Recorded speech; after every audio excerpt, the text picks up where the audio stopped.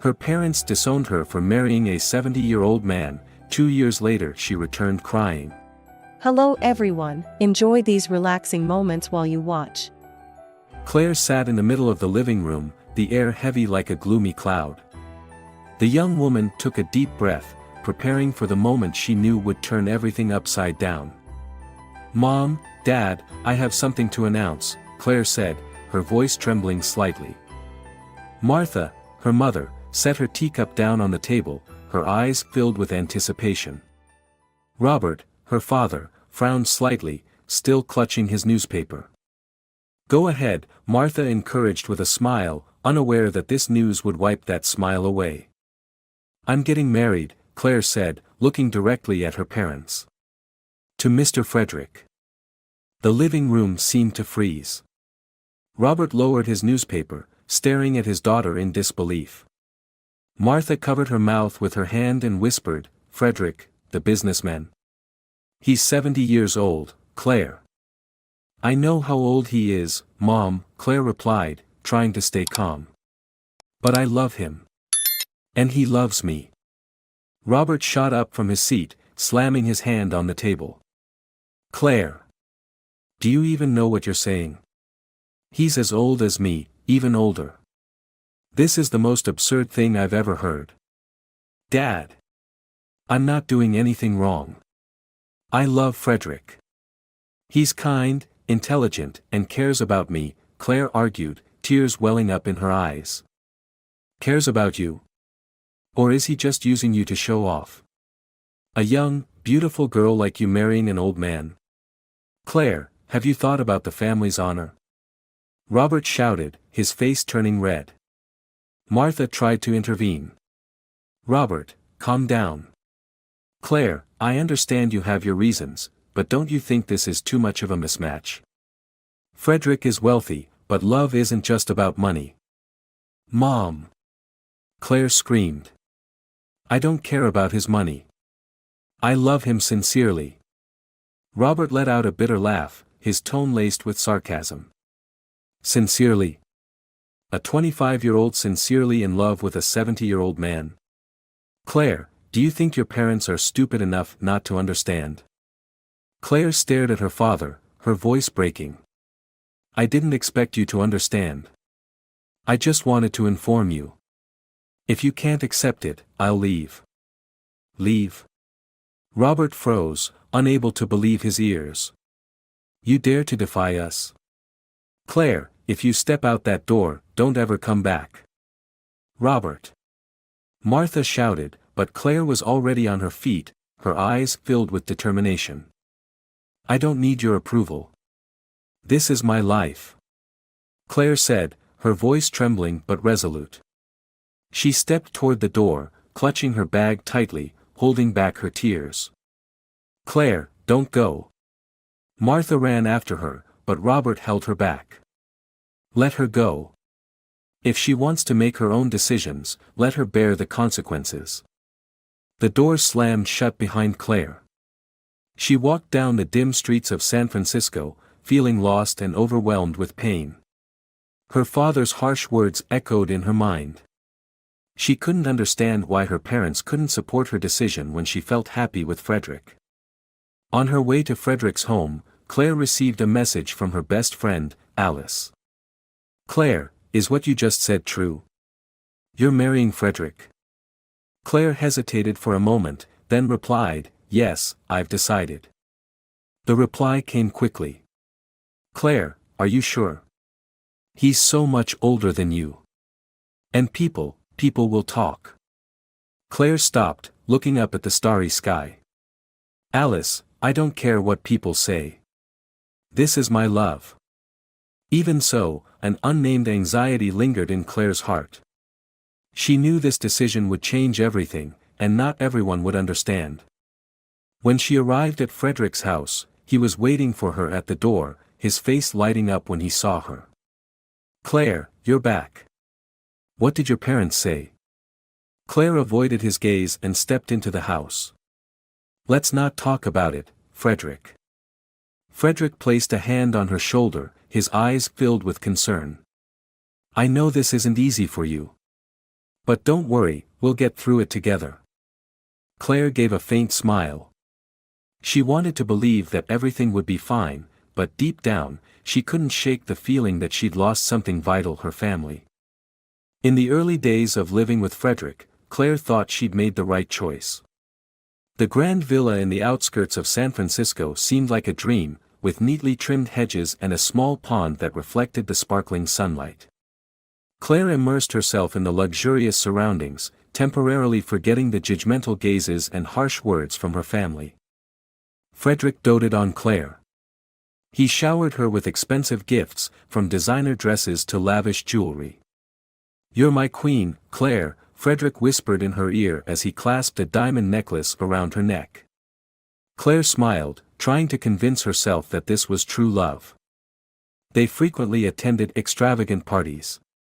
The congratulations and admiring glances from guests made Claire feel like a powerful woman. Yet, mingled with those were whispers Claire couldn't ignore. "She looks more like his daughter than his wife," a woman murmured behind Claire's back. "It must be for the money. Who could genuinely love a 70-year-old man?" a man scoffed. Claire tried to pretend she didn't hear.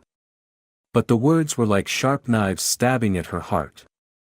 One evening, as Claire chose a red dress to wear to a party, Frederick walked into the room, his expression cold.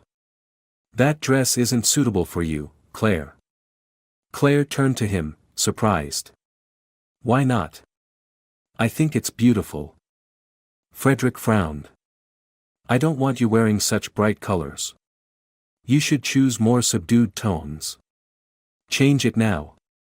Claire hesitated but reluctantly changed into another dress. It was the first time she felt a subtle yet oppressive control from Frederick.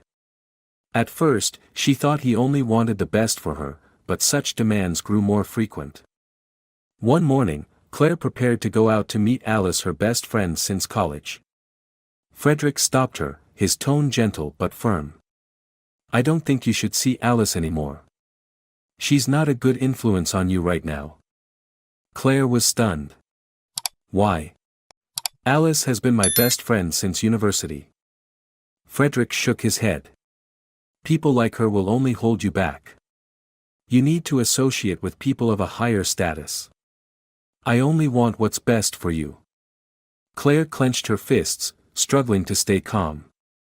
"Frederick, I need my own life. I can't just stay cooped up in the house." Frederick smiled, but his eyes were icy. "I'm only reminding you. Don't disappoint me." Those words left Claire speechless. She felt as if she were being trapped in a gilded cage. The suffocating feeling began to close in. Claire tried to find solace with the household staff.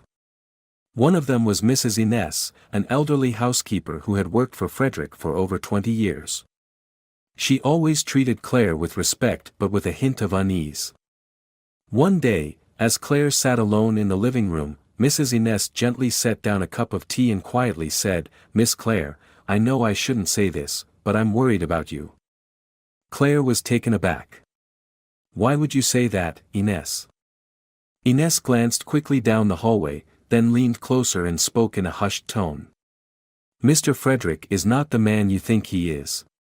He has caused many people to suffer in the past." Claire frowned. "What are you talking about?" Ines sighed deeply. "He's in serious trouble with the law. There are rumors he's being investigated for financial fraud. But he's very good at hiding everything." Claire was stunned. "That's impossible. Frederick never mentioned anything about this." Ines looked her straight in the eye. "You need to be careful. He didn't marry you just for love." Those words left Claire reeling. Ines's warning echoed in her mind, connecting with Frederick's controlling behavior and the secrets he always kept hidden. Claire felt as though the ground beneath her feet had collapsed. She tried searching for information, but everything about Frederick appeared clean, spotless. That perfection only deepened Claire's unease. She began to realize that she might just be a tool Frederick was using to polish his image. That night, Claire lay awake, unable to sleep. The ticking of the clock echoed in the vast bedroom, a painful reminder of her crushing loneliness. She missed her mother, the evenings spent watching movies with Martha, and her father Robert's funny stories. Now, all of it felt so far away. But Claire didn't dare return home. She feared her father's coldness and her mother's disappointed gaze. She had chosen this path, and now she had to bear the consequences. In the darkness, Claire whispered to herself, as if asking for clarity. Did I make a mistake? The following days passed heavily. Claire felt as if she were living in a gilded cage, where everything was luxurious but suffocatingly oppressive. Frederick continued to act kind toward her, but his control over her grew more apparent and insidious. One morning, as Claire entered Frederick's office to ask about their weekend plans, she accidentally overheard his phone conversation. Frederick hadn't noticed her presence. His voice was low and stern. No, we need to deal with this lawsuit quickly. We can't let the media catch wind of anything. Claire. Don't worry, she knows nothing. She's just a pawn. Claire's heart stopped. She stepped back, her pulse racing. Frederick was hiding something. And worse, he was using her. She rushed back to her room, trying to steady herself. Inessa's warnings replayed in her mind. Frederick wasn't the man he pretended to be. Claire began to feel afraid. That evening, Claire resolved to confront Frederick. As the two sat in the grand dining room, Claire placed her knife and fork down and looked him directly in the eye. Frederick, I overheard you talking about the lawsuit. Are you hiding something from me? Her voice trembled slightly, but she forced herself to stay calm. Frederick froze for a moment before quickly regaining his composure. He set his wine glass down on the table, his gaze sharp. Were you eavesdropping on me, Claire? I didn't mean to. But I have a right to know what's going on. You said I'm just a pawn. What did you mean by that? Claire pressed, her voice filled with unease. Frederick smirked, his smile cold. You think I married you out of love? You're charming, young, beautiful, and perfect for building my image as a stable, respectable man. The rumors about me quiet down when I have a wife like you. Claire froze. So, everything you've given me, everything you've said to me, it was all a lie. Frederick chuckled derisively. Does it matter? You're living in luxury, with everything you could ever want. Isn't that why you agreed to be my wife? Claire sprang to her feet, her eyes brimming with tears. You have no right to insult me like this. I'm not some decoration for your life. Frederick's expression hardened. Sit down, Claire. I don't like being spoken to like this in my own house. This isn't my home anymore. Claire shouted, tears streaming down her face. She ran to her room and slammed the door shut. In the cold, empty room, Claire curled up in the corner of the bed. She felt as if everything was falling apart. The love she once believed in had turned out to be nothing more than a clever trap. She felt betrayed, cruelly used. The next morning, Claire woke up with swollen eyes. She went downstairs and saw Ines clearing the table. When Ines noticed Claire, she shook her head gently, her voice heavy with sorrow. Miss Claire, you shouldn't stay here any longer. Claire looked at her, her eyes welling up with tears. But where would I go? My family has disowned me. Ines placed a comforting hand on Claire's shoulder, her gaze filled with empathy. Family is the only place that will never truly reject you. I believe they will forgive you if you're genuinely sorry. Claire bit her lip. I don't know, Ines. I'm afraid they'll never forgive me. Ines sighed. Then what will you do? Stay here forever like this? The question made Claire pause.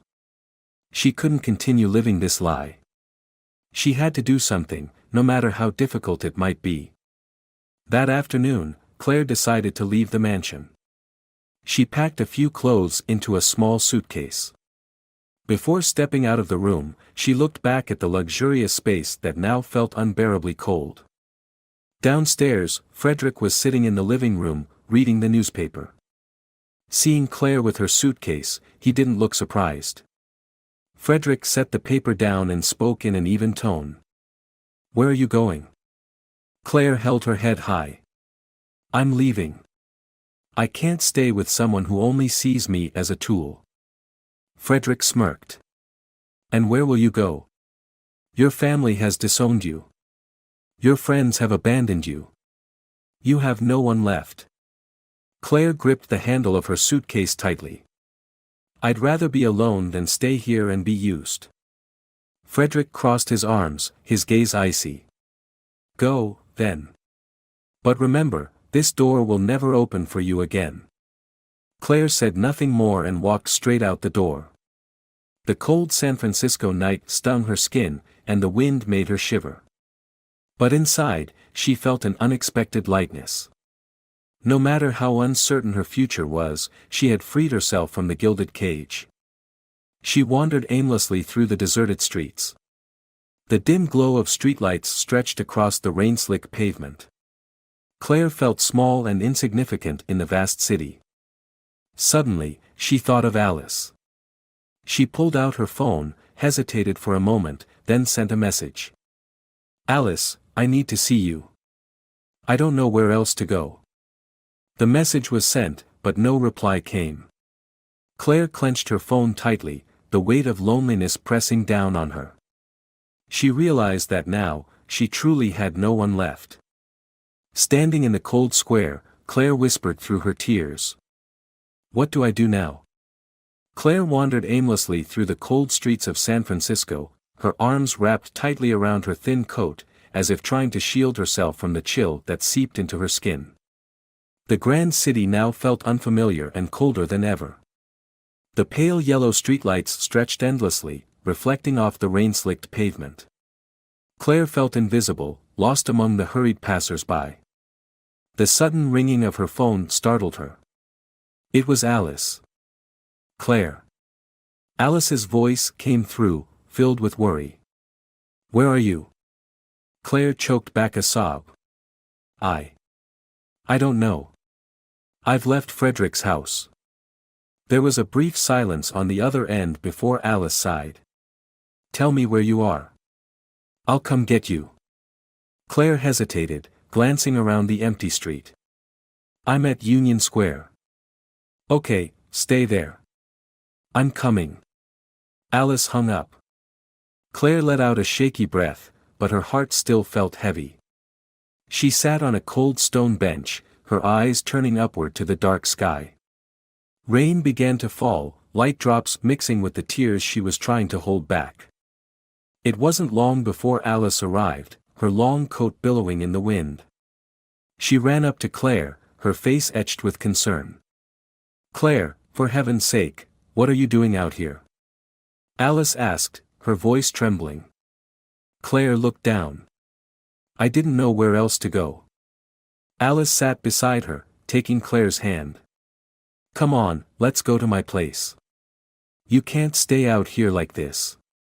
Claire shook her head. "I don't want to be a burden." "A burden? Don't be ridiculous. You're my best friend," Alice said firmly, squeezing Claire's hand. "I'm not leaving you out here." Unable to refuse, Claire allowed Alice to help her up. Together, they left the empty square behind. Alice's apartment was small but cozy. The scent of hot tea filled the room, bringing some warmth to the chilly winter night. Alice set a cup of tea in front of Claire, her eyes filled with concern. "Claire, tell me. What happened?"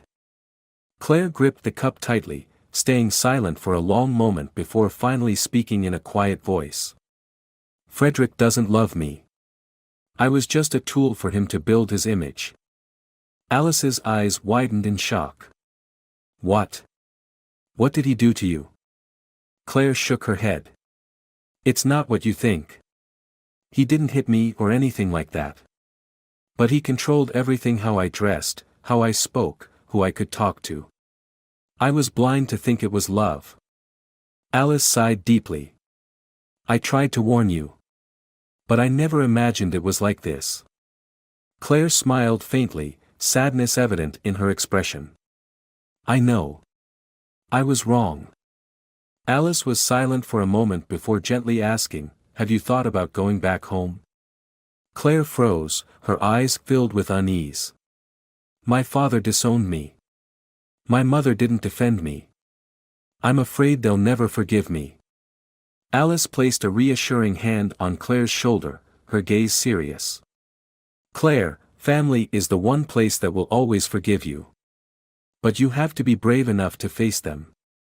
Claire lowered her gaze, her eyes following the drops of water sliding down her teacup. She knew Alice was right, but the fear of rejection still haunted her. That night, Claire couldn't sleep. She tossed and turned on the small sofa, her mind racing with thoughts.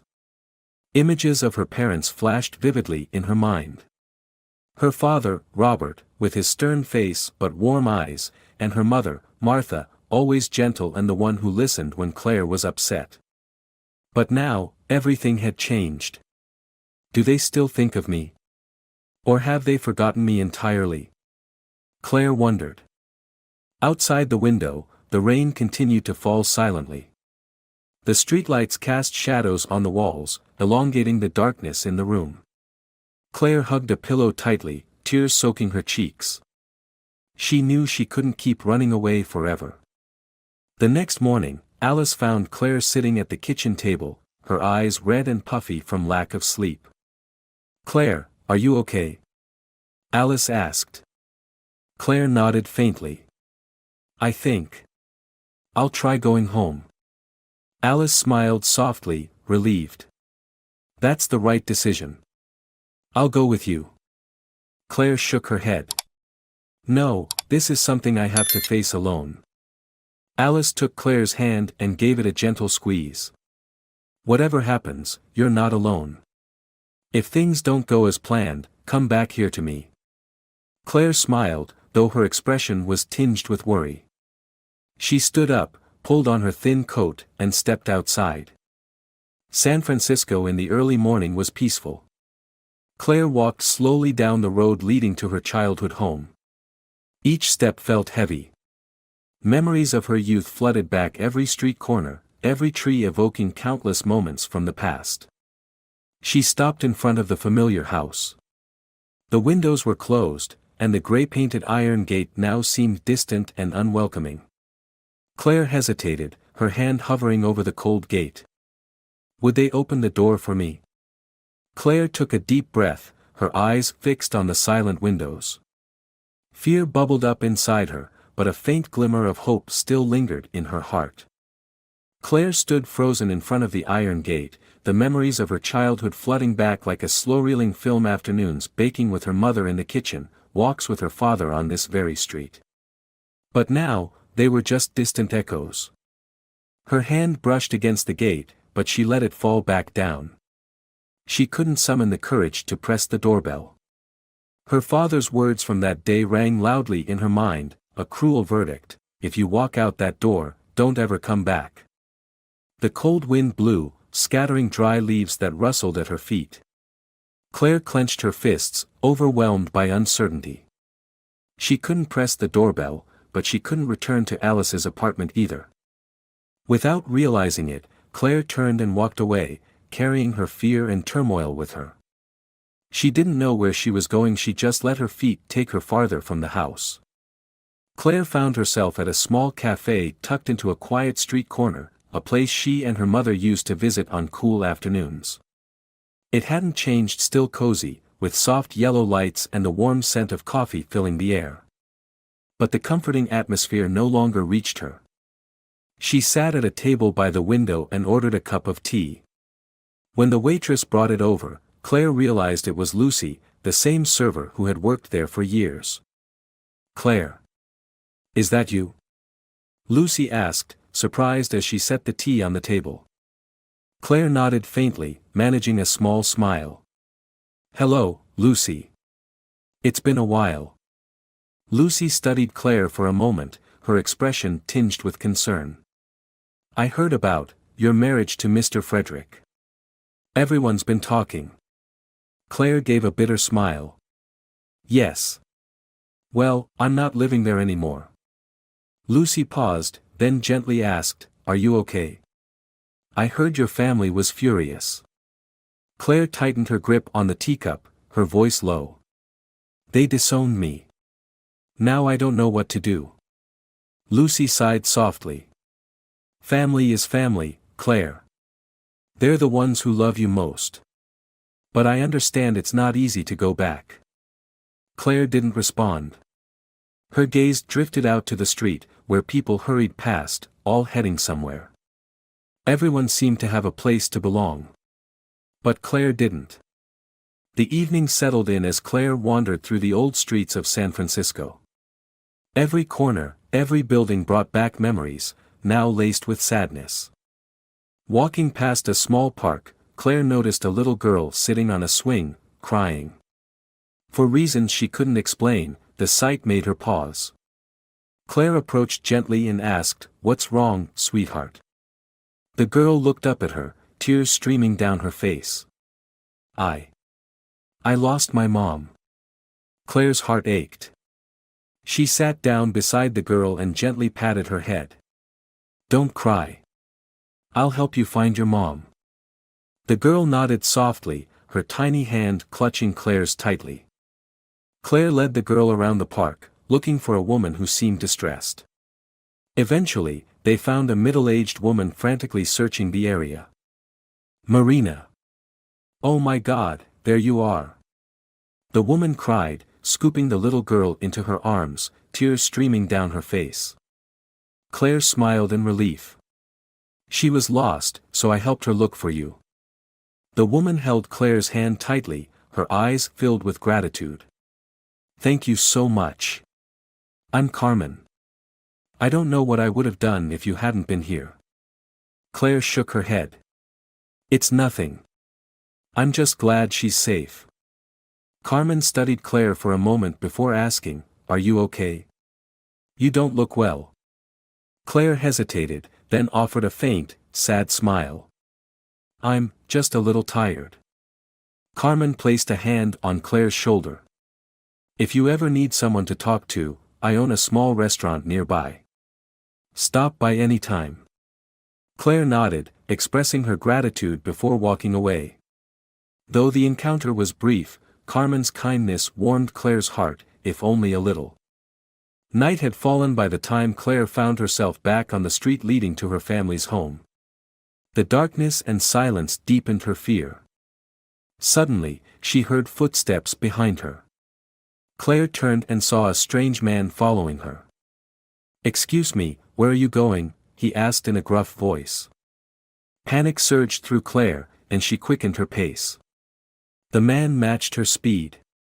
"I can't let him catch me," Claire thought, turning abruptly into a narrow alley. Fortunately, the dim glow of a small shop's lights appeared ahead. Claire hurried inside, escaping the unnerving presence. The shopkeeper, a middle-aged man with a kind face, looked at Claire with concern. "Are you okay?"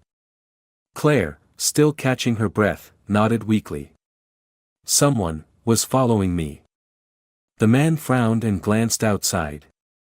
"Don't worry. You're safe here." Claire nodded, her heart still racing. In that moment, she realized San Francisco no longer felt like the safe haven it once was. She couldn't keep wandering aimlessly. Sooner or later, she would have to face her family. After ensuring the strange man had left, Claire exited the shop and continued walking through the cold streets of San Francisco. The city's familiar charm was now shrouded in darkness and alienation. She walked slowly, her mind blank. "I can't go on like this," Claire whispered to herself. No matter where she went, she felt lost. Her family was the only place she could return to, but the fear of rejection loomed heavy in her heart. Claire stopped in a small park, where she and her mother used to spend time during her childhood. She sat on a cold stone bench, her thoughts drifting to the past.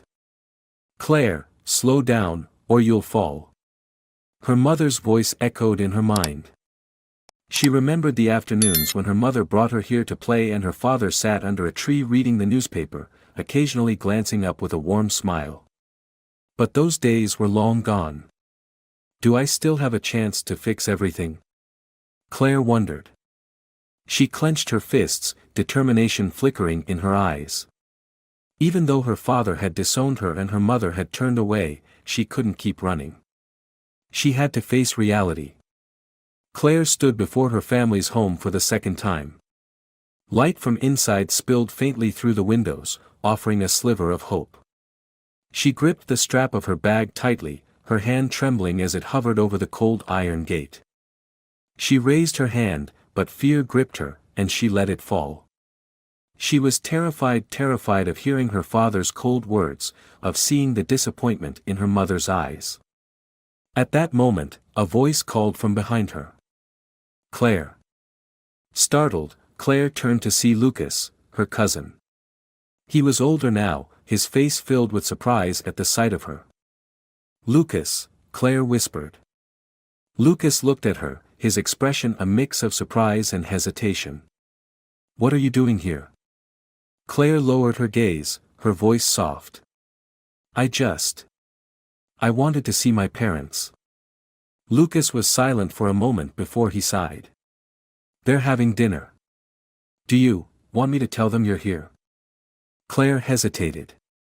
No. I'm not ready. Can you help me? Lucas studied her for a long moment before nodding. I'll tell Aunt Martha you're outside. Claire offered a grateful smile. Lucas turned and disappeared into the house, leaving Claire standing alone in the dark. She watched him go, anxiety churning in her chest. What would Lucas say to her mother? How would her father react? But at least, she thought, she had done something instead of hiding. Inside, Martha was clearing the dinner table when Lucas entered, his voice hesitant. Aunt Martha, someone wants to see you. Martha looked up, frowning slightly. Who is it? Lucas hesitated before answering, It's Claire. Martha froze, the plate in her hand nearly slipping to the floor. Claire, she repeated, her voice trembling. Lucas nodded. She's outside at the gate. Martha stood still, her eyes clouded with a mix of emotions. She didn't know whether to feel joy or anger. The daughter she had once loved most, the one who had caused her so much pain, was now standing outside. Robert, sitting at the table, raised an eyebrow but said nothing. He quietly folded his newspaper, his gaze distant. Martha looked at him, speaking softly. Robert, Claire has come back. Robert didn't respond. He simply set the paper aside, his expression unreadable. Outside, Claire remained at the gate, her eyes fixed on the faint light inside the house. She had no idea what was happening within. Suddenly, the front door opened. Martha appeared on the doorstep, her gaze uncertain as she looked toward the gate. Claire's heart raced when she saw her mother. But Martha didn't move closer. She simply stood there in silence. Claire wanted to call out, to yell for her mother, but her throat tightened, and no sound came out. All she could do was stand and wait. Lucas stepped outside and whispered to Martha, Aunt, aren't you going to talk to her? Martha sighed deeply. I don't know what to say, Lucas. Lucas looked at her, then at Claire, his expression conflicted. Time seemed to stand still. Claire stood there, her heart heavy. Martha lingered on the doorstep, hesitant. Robert remained silent inside, unmoving. Claire understood. Her parents weren't ready to forgive her. Perhaps they never would be. Tears rolled down Claire's cheeks as she turned away, each step away from the familiar gate feeling like a weight on her soul. She didn't blame them. She was the one who had hurt them. But deep inside, Claire still held on to a fragile hope that one day, that door would open again to welcome her back. Darkness enveloped Claire as she walked quietly through the endless streets of San Francisco. Each step seemed heavier than the last. Maybe I should leave this place, she thought to herself. But then, the memory of her mother's gaze on the doorstep resurfaced in her mind, not entirely angry, but tinged with hesitation, something unspoken. Claire stopped and tilted her head to look at the night sky. Amid the countless twinkling stars, she found a faint glimmer of hope. Though she knew the road home would be arduous, Claire realized she couldn't give up. Claire stood motionless in front of her family's gate, her hands trembling as they clutched the straps of her bag. She took a deep breath, her eyes fixed on the familiar windows.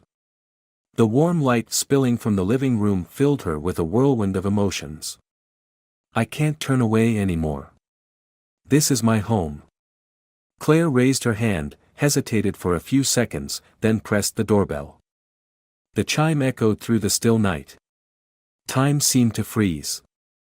Claire's heart pounded wildly, her legs felt weak.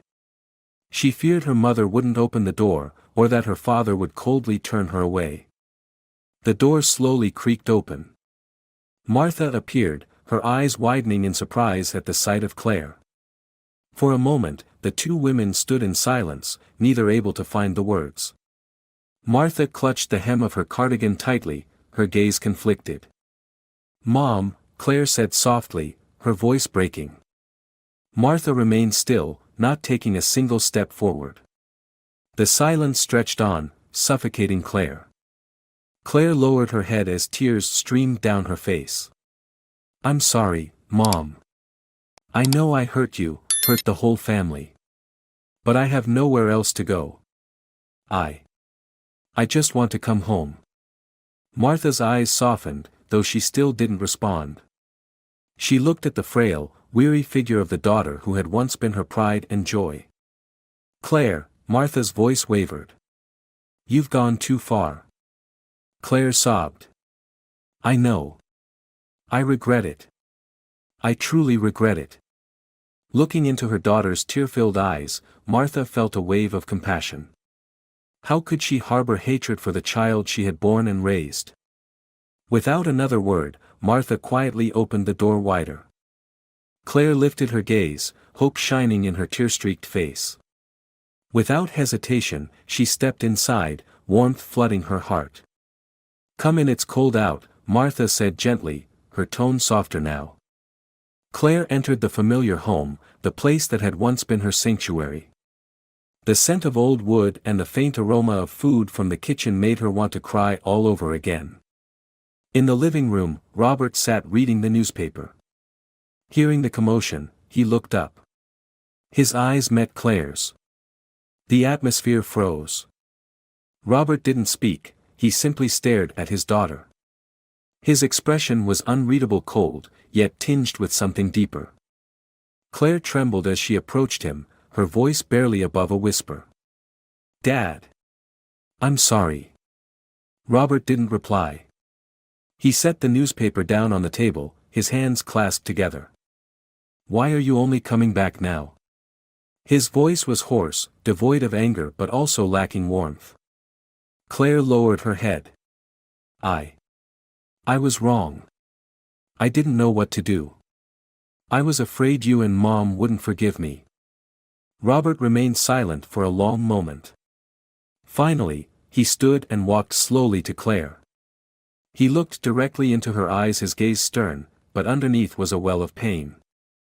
"Do you think we didn't worry about you?" His voice cracked. "You embarrassed us, but we never stopped worrying." Claire broke into sobs. "I'm so sorry, Dad." Martha stepped closer, placing a hand on Robert's shoulder. "Robert, she's home now. We can't turn our backs on her." Robert closed his eyes and exhaled deeply. Then he nodded slightly. "Fine. You can stay." Those words were like a door opening in Claire's heart. She burst into tears and embraced her father. Robert gently patted her back, saying nothing more. Martha wiped away her own tears and spoke softly. "Come to the kitchen. I'll heat up some soup for you." Claire nodded and followed her mother into the kitchen. The small, cozy room was just as she remembered it. Martha ladled hot soup into a bowl and set it in front of her. "Eat." You've lost so much weight. Claire picked up the spoon, each sip of soup warming her heart. Thank you, Mom. Martha sat beside her, her gaze tender. What do you plan to do now? Claire paused thoughtfully. I don't want anything to do with Frederick anymore. I want to start over. Martha placed a hand on her daughter's. We'll always be here for you. But you have to be strong. Claire nodded, her eyes filled with determination. I won't let myself fall again. From the doorway, Robert spoke quietly. If you need help, just ask. Claire looked up at him, her heart lighter than it had been in a long time. Her family had forgiven her. And now, she had a chance to begin anew. In the days following her return, Claire began to feel the warmth of her family again. Martha, though still a bit reserved, showed her care through every meal and the blankets she placed over Claire at night. Robert was quieter, but Claire noticed the coldness in his eyes had faded. One morning, as Claire sat by the window, Martha approached her gently. Claire, what's your next step? She asked, her tone both soft and worried. Claire looked at her mother, her gaze firm. I don't want to rely on anyone anymore. I want to rebuild my life. Martha nodded, relief in her eyes. That's the right choice. But take your time. Claire smiled. I've wasted too much time already. Martha sighed lightly. So, what will you do? Claire thought for a moment. I want to open a small cafe. A place where people can find peace. I don't have much money, but I believe I can make it work. Martha was surprised. A cafe?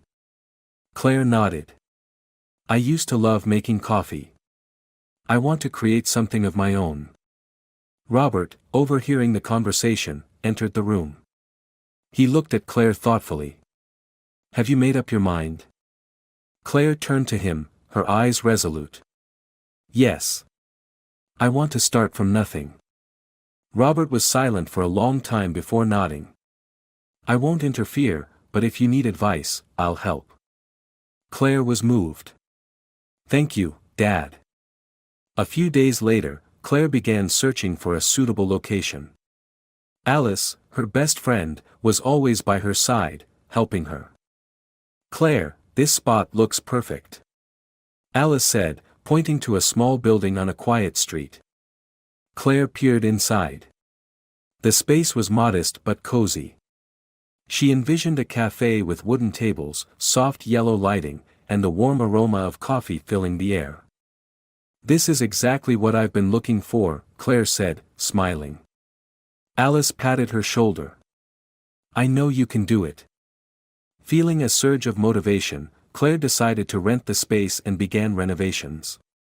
Over the following days, she and Alice cleaned and painted every corner. Martha occasionally visited, bringing pastries or meals.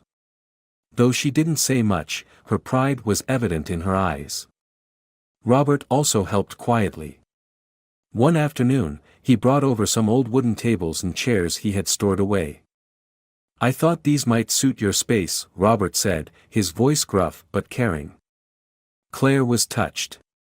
Thank you, Dad. On the cafe's opening day, Claire stood nervously behind the counter. A small sign hung outside reading La Esperanza, Hope, symbolizing her new beginning. Alice was the first customer, cheerfully ordering a cup of coffee. Claire, I'm so proud of you. Claire smiled warmly. Thank you. I couldn't have done it without you. Gradually, customers trickled in. The cozy atmosphere and Claire's heartfelt service drew people in. She poured her love into every cup of coffee and every small pastry she served. Customers could feel the sincerity and warmth radiating from the young cafe owner. Martha sometimes helped around the cafe, and Robert often sat in the corner, reading the newspaper while quietly watching his daughter with pride. One afternoon, while Claire was wiping down the counter, Alice walked in with a serious expression. Claire, have you heard the news? Alice asked in a low voice. Claire looked up. What is it? Frederick. He's under investigation for financial fraud. It's all over the news. Claire froze. Really? Alice nodded. They say he scammed many investors. His assets are being seized. Claire remained silent for a moment before letting out a sigh. The truth has finally come out. Alice looked at her with concern. Are you okay? Claire smiled faintly. Yes. I have nothing to do with him anymore. All I care about now is this cafe. Alice sighed in relief. I'm glad you're so strong. That afternoon, Claire stood outside her cafe, watching the flow of people passing by. The soft sunlight reflected off the sign La Esperanza. Martha joined her, gently asking, "Are you all right?" Claire smiled, her eyes filled with newfound confidence. I'm all right, Mom. Truly all right. In the days following the news of Frederick's scandal spreading across the newspapers, Claire felt a significant shift in her life.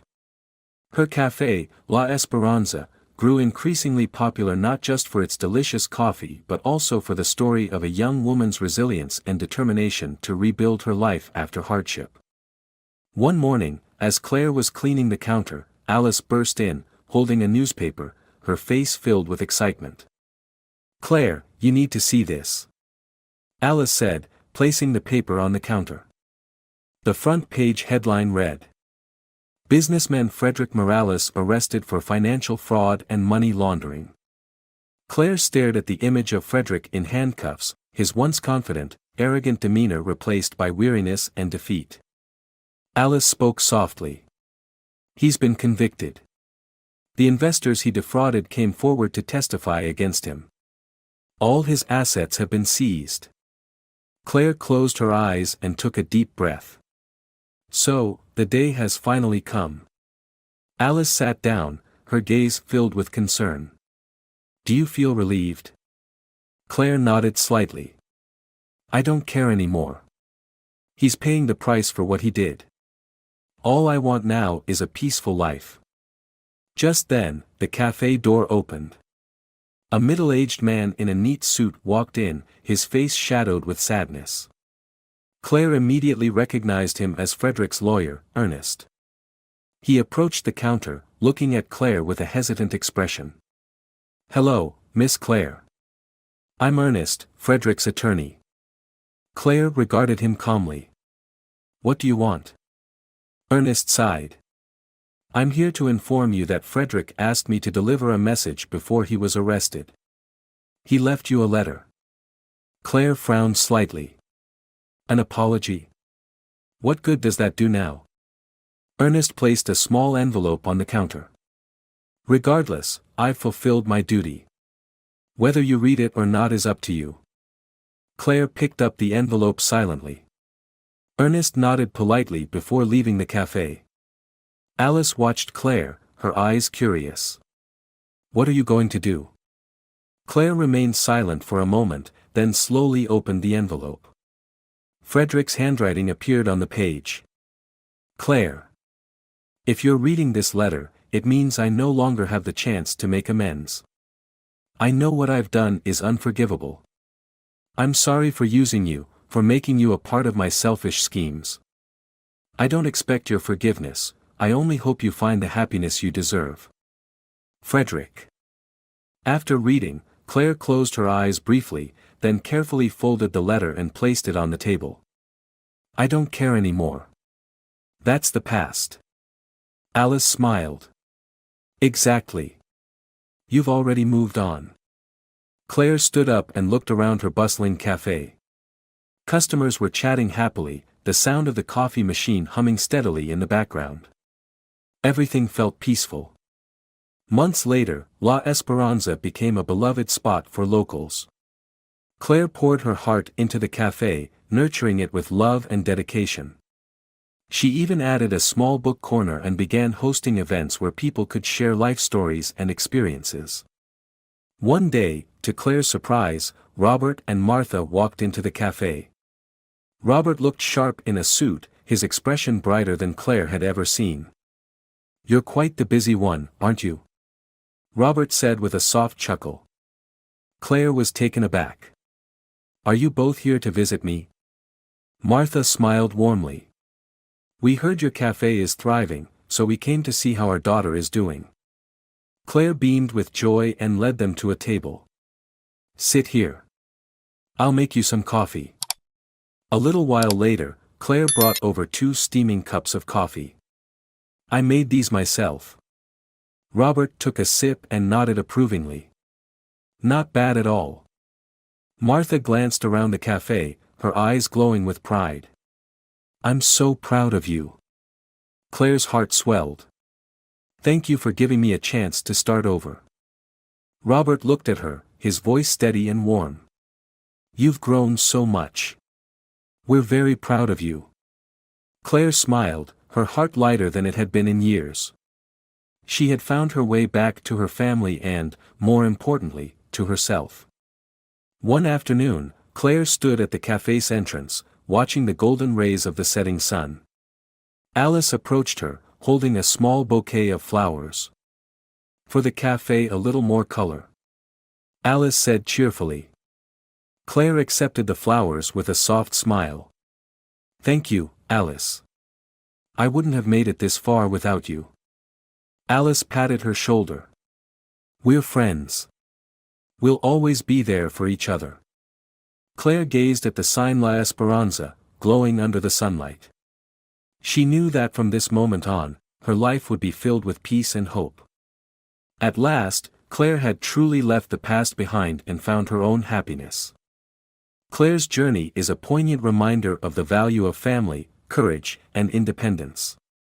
Mistakes may lead us astray, but family remains the one place willing to forgive and welcome us back. Moreover, her perseverance and willingness to face the consequences of her choices enabled Claire to rise above her past and rebuild her life. Most importantly, Claire learned to value herself, refuse to be used, and stand strong after every